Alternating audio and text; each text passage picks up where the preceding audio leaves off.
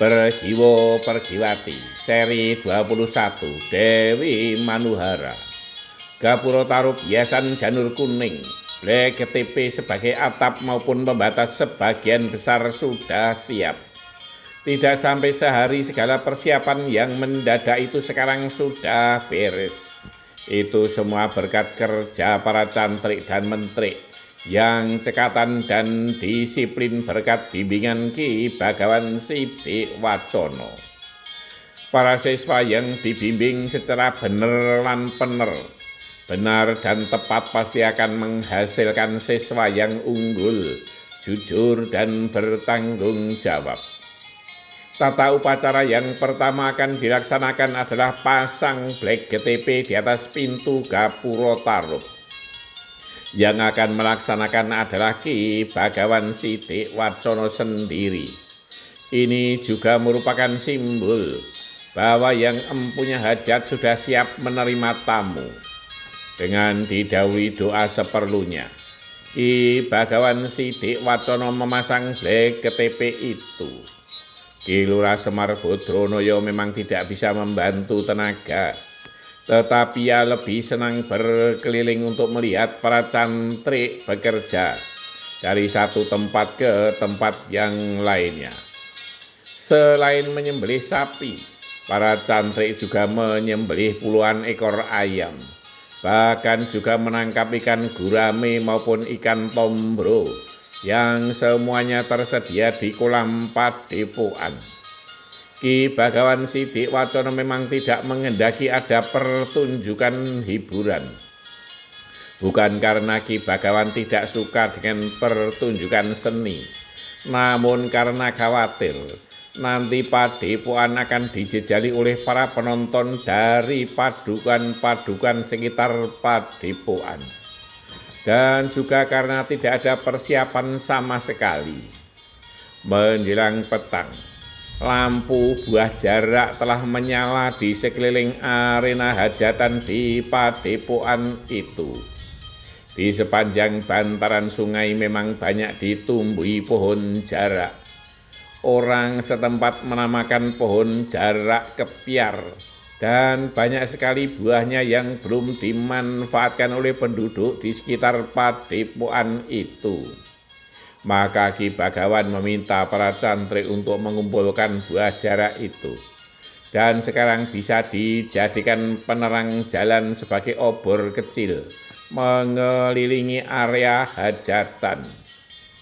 Buah-buah pohon jarak yang telah kering itu ditusuk seperti sate dan kemudian dinyalakan di ujungnya.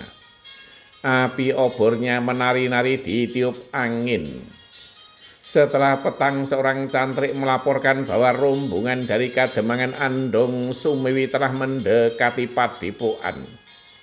Mereka berbarengan berarakan berjalan kaki.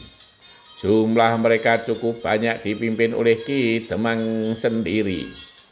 Ki Demang dan para perangkat Kademangan dan bahkan juga dengan penduduk Kademangan memang sudah akrab dengan penghuni padepokan. Namun yang utama yang mendorong mereka bersemangat untuk menghadiri perhelatan itu adalah keingintahuan mereka untuk bisa menyaksikan langsung kesatria Pandhawa Raden Harjuno. Mereka pernah mendengar bahwa Raden Harjuno adalah seorang kesatria yang sakti mandraguna dan pernah menjadi jago dewa. Dan yang mereka dengar pula bahwa Raden Harjuno adalah seorang kesatria yang tampan seakan tanpa celah. Oleh karenanya hampir semua tamu undangan dari Kademangan itu, istri-istri mereka ikut serta. Bahkan beberapa mengajak anak gadisnya. Para gadis itu pun berusaha untuk berdandan secantik mungkin. Mereka berharap agar dilirik oleh Raden Harjuno. Bahkan beberapa istri yang sedang hamil pun memaksakan diri untuk ikut serta. Mereka berharap bisa memandang Raden Harjuno agar kelak anaknya pun setampan Raden Harjuno.